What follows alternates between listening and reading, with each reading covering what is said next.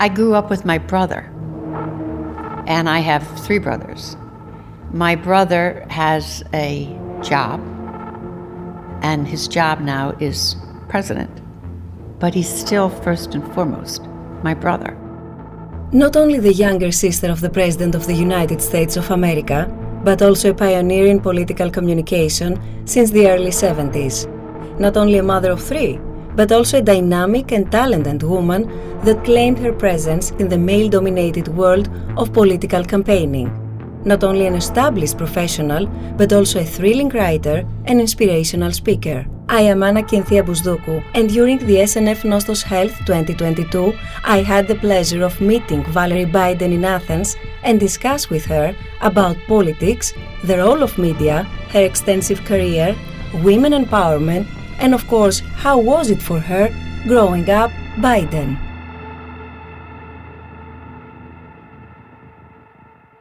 So I would like to start with your first sense and experience, let's say, from Athens, since it's your first time in Greece, right? Yes, it is. It's my first time, and it has been exhilarating.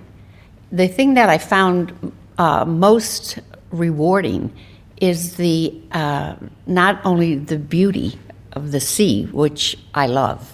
Just being by water makes me calmer and peaceful, and actually feel more powerful. Having the sea near me, but every single person to a person has been gracious and kind, and you know what matters most in life are simple acts of kindness. And to a person, everyone has shown me and my team simple acts of kindness. What I want to learn is simple greetings, the language. I have my kids tease me, I have a tin ear, and they'll say the word to me and I try to repeat it. They're very fluent in language and it just rolls off their tongue. And I stumble with English, let alone trying to say hello or goodbye or thank you. And what I'm looking forward to doing tomorrow for a couple free hours is pulling up a chair and sitting with my feet in the sand and looking out at that ocean and sounds silly, but thanking God for all the blessings that I've had. And I want to thank you and Andreas for the largesse and the generosity that SNF does.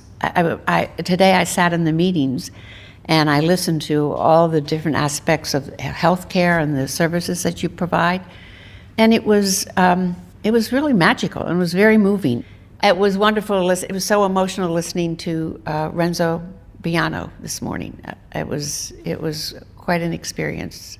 When he spoke at the end and summed up about a hospital and healing and nature, it was lyrical. It was like a poem. I thought that I knew I was fortunate in coming here and being invited here and having the Biden Institute work with you and SNF, but I didn't realize the magnitude and the depth and the spirit that you represent. And so I want to look out in the ocean and thank God that I'm here and that I've had this experience and look for years, lots more years to come. We thank you for being here with us. It's our pleasure, it's our honor, and I would like to ask you, since this interview is taking place during the SNF Nostos, which is dedicated this year on a very sensitive issue, health, I would like to ask you, what do you believe governments could have handled in a better way, let's say, especially for those who couldn't have access to public health systems due to COVID, and if there is anything that we've learned from the pandemic? What we've learned, I can't speak to what the governments should or shouldn't have done. I know that our government, our administration, current administration, did everything in its power to rid us of this virus, which will always have various forms of the virus. But I think that the pandemic has taught us is that we're all in this together. It has brought us in, I think, humanity.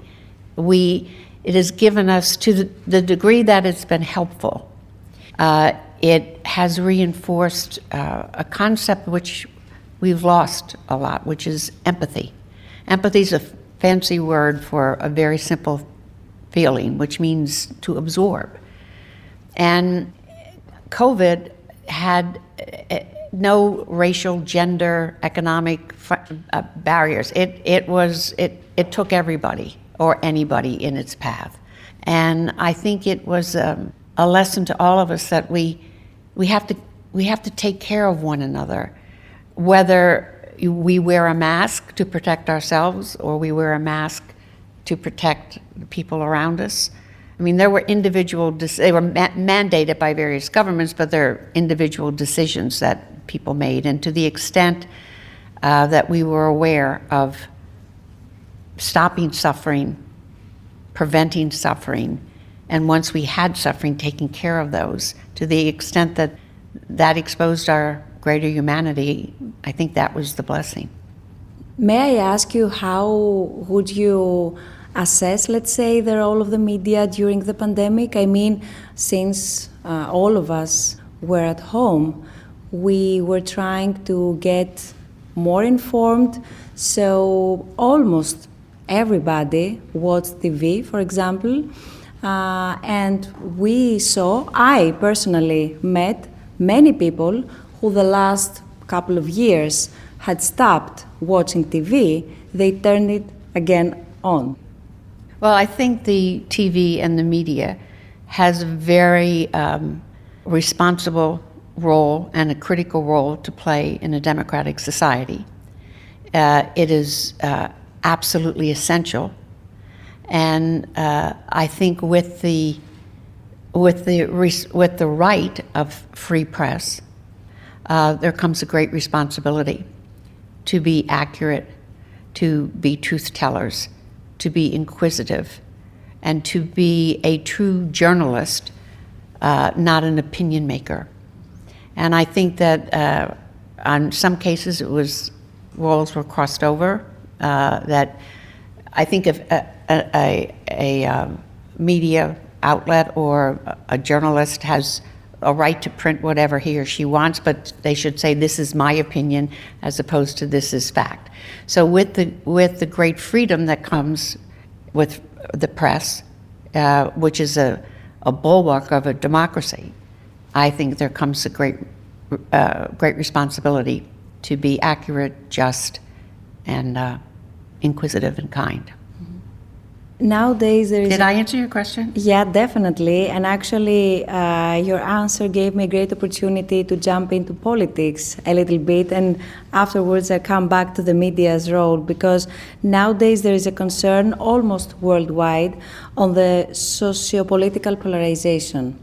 Due to the career and experience you have, it would be not just interesting, but more than valuable, if you would share with us your thoughts about why we have reached to this point.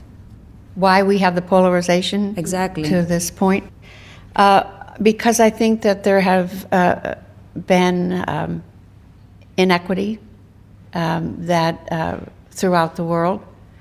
There are many issues that some that people feel that they've been left behind, they've not been heard. Racial, social, financial, political, climate change. That's why I'm so grateful to be here with you and the foundation, SNF Foundation, because you are the ones you are the premier foundation to bring back civil discourse. And we lack civil discourse, and we is a very broad brush stroke, but sometimes we often speak to, we don't speak to our better angels. We are a better people than we have been. And the people who I listened to your meetings all this morning.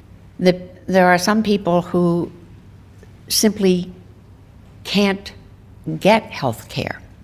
Now, it depends on your philosophy. I think that health care is a right, not a privilege. There are some people who can't get an education. Education is a right, not a privilege. You took your medical vans to all the various islands to help people who, through no fault of their own, see, that's the key. Through no fault of their own, they do not have access. And what is most necessary is, I think, for equality is an opportunity, and the opportunity opens up possibilities, and possibility gives hope, and possibility, opportunity, and hope brings an outcome that's better for everyone. How does this kind of polarization affect the quality of democracy? Democracy has been challenged, and democracy is an idea. It's and if you don't work for democracy and to keep it, it will go away. It won't be good. It's like a marriage. You know, you have to work to make a marriage good. You have to participate. You have to be engaged. Coming back to the discussion about media, there is a huge discussion about the lack of trust, especially on journalists and on media industry overall. Who do you think is responsible for that?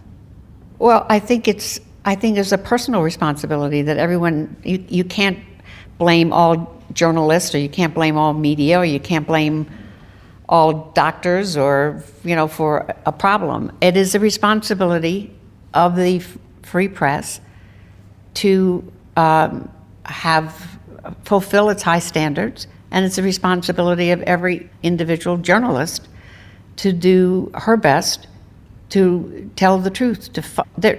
Journalists are truth seekers, and that's a judgment that journalist, and with her own conscience and her own facts, she delivers in a way that she thinks is genuine or slants it. I mean, again, it's just not. We can't villainize one segment of society. You journalists, you can give me information, but it's my responsibility as an intelligent citizen to read it, question it, and say, well, gee, I never thought of that, to be open. So you're just not supposed to feed me information. It's my responsibility then to dissect that information and find out for myself where I agree, or ask you, I don't agree with that. How did you come to that conclusion? And then you tell me. Actually, this is what is missing from the picture. I mean, the criticism is about the lack of data. You also mentioned that. And the facts, that we have so many opinions, we have so many analyses, that they are, at the end, again, opinions. We don't have facts is the one kind of criticism. And in addition to that comes the fact that many journalists, and especially a lot of the media, from the media industry in general, are fully and directly manipulated from either politicians or powerful men who making the decisions, let's say. So there is a lack of trust in terms of what they share and how they cover the news, but at the same time, there is a lack of trust on the process journalists followed. But I don't think it's specific to journalists. There is a lack of trust in all our institutions now, and because people's trust have been violated, and they realize that, wait a minute, this is wrong or this is right, and it's just not. It's just not for journalists or politicians, or doctors. I mean, the judges used to be held in high esteem.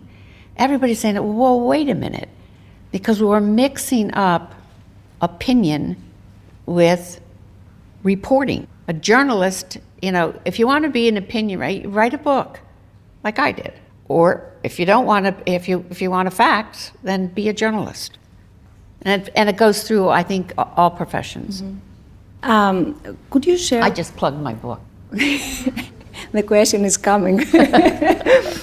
Could you share with us what you think is the biggest difference in political campaigning today compared to when you first started, for example? And if there is one thing that you feel that it has remained completely unchanged?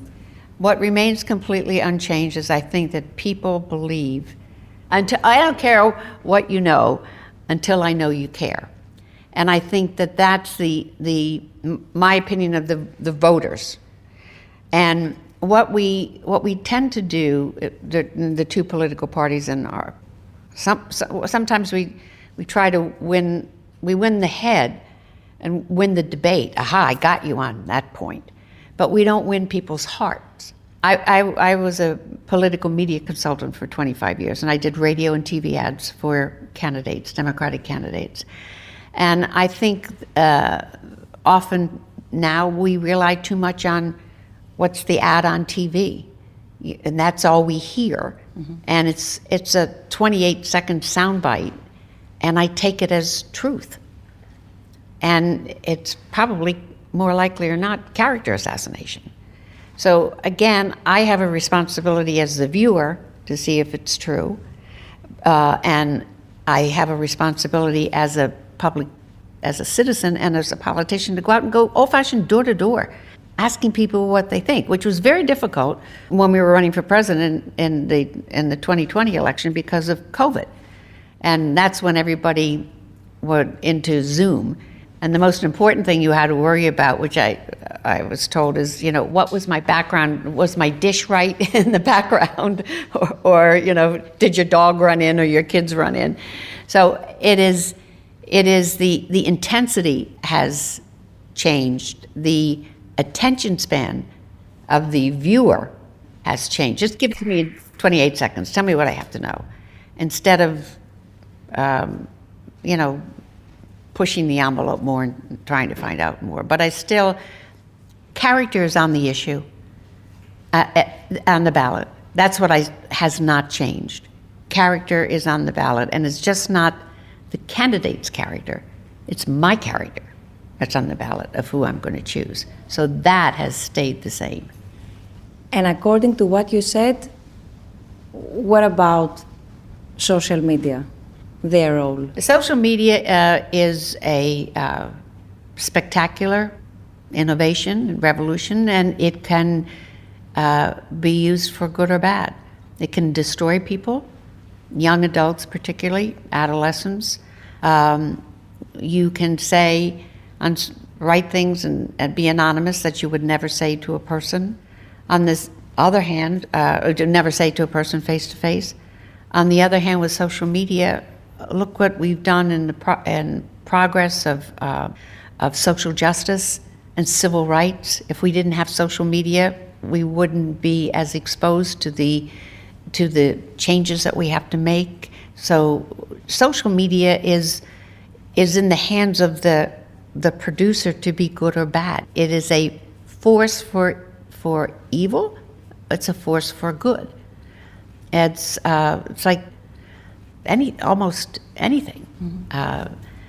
So it has its place. I don't know how much monitoring. I'm not that smart in the terms of legalese of what you can do and infringe on people's rights, but it brings, again, it's a valuable tool, and it brings with it a great deal of responsibility. Do you believe that social media is an additional tool also for politicians? Yeah, social media moves the needle. But 53 words or however characters, I don't even know how many are in it, is not the answer. Is not the full story.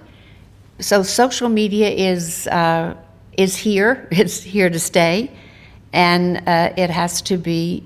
Again, it depends on the character of the person who's writing and the person who is reading. And there was an expression that my mom always used, which was "water seeks its own level." And one of the things that is detrimental is that I'm only going to read the social media or the post, or I'm only going to watch the TV station or listen to the radio station or the podcast that espouses my views, because that makes me really smart, because they're confirming it. So that social media can get us in a serious, it can expand our world, like, oh my God, I never thought of that.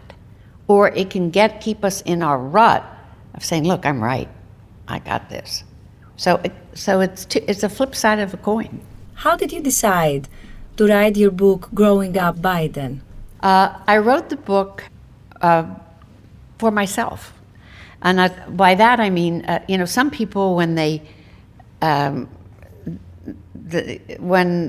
a lot of energy or thoughts and they can go out and run a marathon, or they'll play the piano, or they'll create a beautiful artwork. Well, when I have a lot of emotion going on in my brain, I write. I'm a storyteller.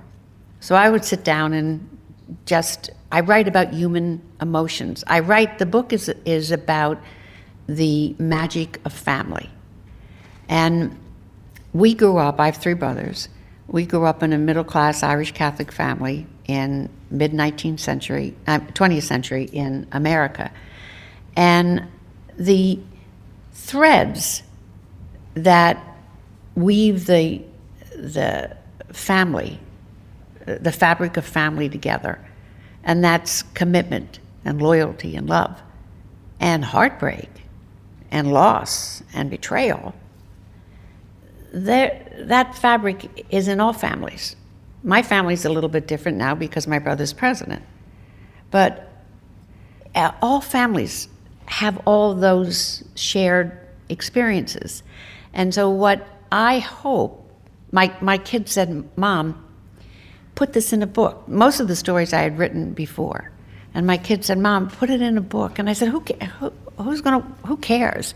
And they said, we care. Put it in a book for our children, for your grandchildren. So put it down. And so I did. I wrote about the magic of family. And I said there's a whole lot more that connects us than doesn't. And everyone says to me frequently when I talk about the book, but you know, there's so much tragedy that you've had in your family. And that's true. But I bet you've had a whole lot too. And everybody who's listening to this. And adversity builds character. And sometimes you learn a whole lot more from adversity than you do from victory. I wouldn't wish it on anybody, but we've all had it. And my dad said, get up. Not how often you get knocked down, it's how quickly you get up. So get up, have purpose, keep moving. So it's about a family who does that. I hope you see yourself in it. I mean, that's what the end result, when you finish the book, if you put it down and you say, my God, that's my mom. Or I had an uncle just like that. And if we connect, then if that happens, then I will believe that I really am an author. I mean, that will make me very happy. And I feel that anyone who listens now, our discussion, probably he or she is wondering, finally, how is growing up with the President of America? I grew up with my brother, and I have 3 brothers. My brother has a job, and his job now is president, but he's still first and foremost my brother. So growing up with my brother was wonderful. From the time I opened my eyes, Anna, and he's 3 years older than I, he had his hand out and he said, come on, Val, we got things to do and places to go and people to see. And he grabbed my hand and he said, you're coming with me. And when his friend said, why did you bring a girl? He said, she's not a girl, she's my sister. He told me, and my Biden word of honor, he told me that whatever he could do, he said, Valerie, you can do it better. He said, you're smarter than I am. You're better looking than I am. You're kinder than I am. You can do this. And I knew that I owed it to him and to myself to try to be that little girl or grow up to be the woman that he told me that I was capable of being. So I had a wonderful, wonderful gift. My parents told us that we were a gift to one another, and we believed him. And we've been best friends. And what he taught me, I taught my brother Jimmy, and my brother Jimmy taught Frankie. And when we walked out of the house, Anna, again, just middle-class, ordinary family. And when we walked out of the house, we walked out of that door, my mom said to us every time, remember, you're Bidens. Now, she didn't say that, remember that you're Kennedys or your Rockefellers or any fancy name or big name. Remember your Bidens, which we were 4 little kids, and that we had to have each other's back. And that's how growing up Biden was. It's very important, among all the others you mentioned about the whole spirit of your book, that you are 4 siblings, 3 brothers and 1 sister. Only way to go. Yeah, but the way that the older brother supported and still supporting his sister makes me thinking the other very sensitive issue nowadays about the need for more empowering women. And it's something that I believe that could and should start from the family. Sure. And the role, going back to a question which reminded me when you asked me how have campaigns changed. Women have changed campaigns since 72. In 1972, I was the only female campaign manager. There may have been another female candidate. Or there were no, I'm saying no as a general, there may have been one, but there were no consultants, no female journalists, no female candidates. We opened and closed headquarters and got people coffee.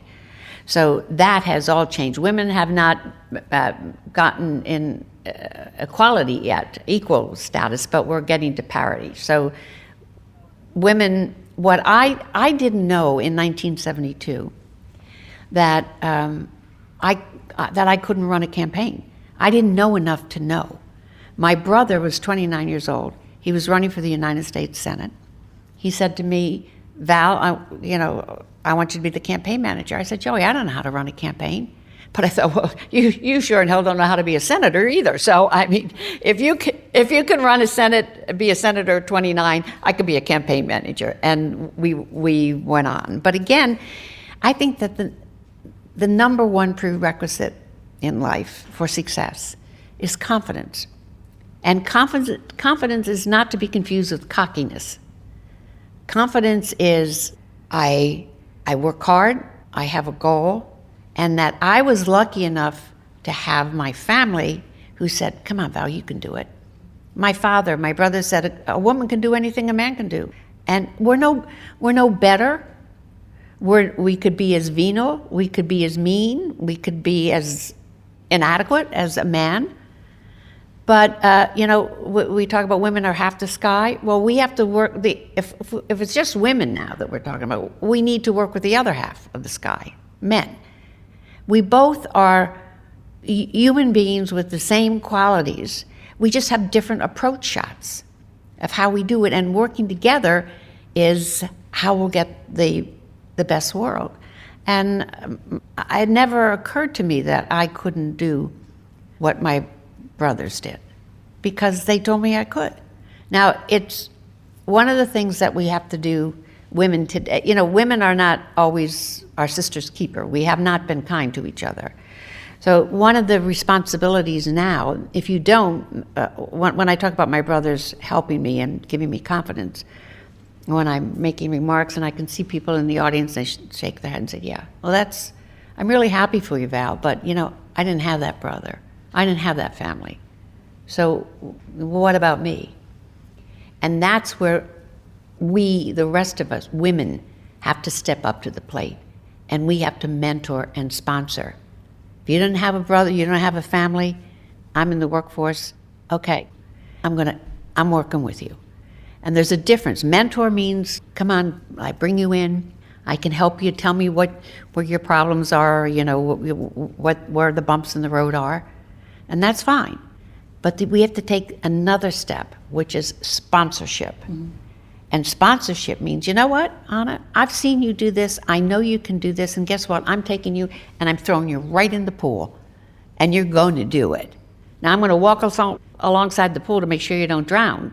And I'm working with an organization, a search group called Diversified Search Group, which we place competent, extraordinary women in positions of leadership.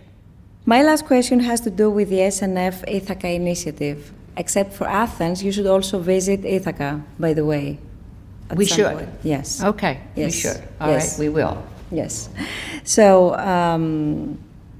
Stavros Niarchos It's Foundation. the last question that always gets you in trouble. So yeah. When my brother's walking out the door and say, Mr. President, I say, keep walking. Keep walking, because it's that last question can kill you. So don't look back. Make it easy. So, Stavros Niarchos Foundation is proud to support the SNF Ithaca initiative at University of Delaware.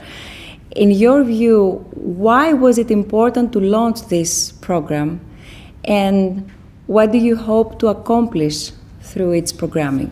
I hope to follow your lead and help to educate young men and women to be citizens of the world. And what we want to do is to house a building, Biden Hall, where we are conveners. When we call, people will come.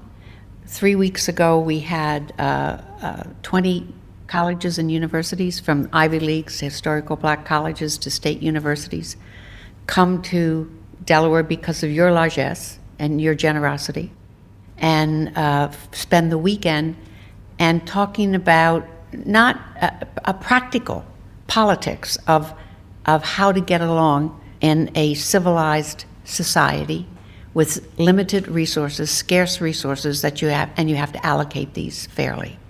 And so we are different from the university per se. The university teaches the academic, which is necessary. It's the book learning. We are housing young men and women who we hope will go into practical politics and work to bring about real results in terms of everyday life, not in contrast, but different than a research paper or which are necessary. But we want boots on the ground, and we hope with what you have given us, the tools at the university, at the Biden Institute, that we can put boots on the ground of young men and women who are going to change the world in making it, in realizing the value of each individual, and realizing our humanity, and realizing that above all, we have to save the planet Earth. And that's what we're going to do with your guidance and hopefully your continued support. We're going to make you proud. We are proud for this synergy, for this collaboration, because finally but you, almost to all your answers, highlighted to this interview the importance of collaboration. So I did? Okay. Yes? Oh, that was pretty damn smart too, huh? I would like to thank you one more time a lot for your time, for our discussion. I really enjoyed. Thank you. You do the same, and see you very soon, probably and hopefully next time in Ithaca. Okay, that's a deal. Mixed and sound designed by Aris Athanasopoulos. Produced by Panagiotis Menegos. You can listen to more podcasts by visiting podcast.imed.org.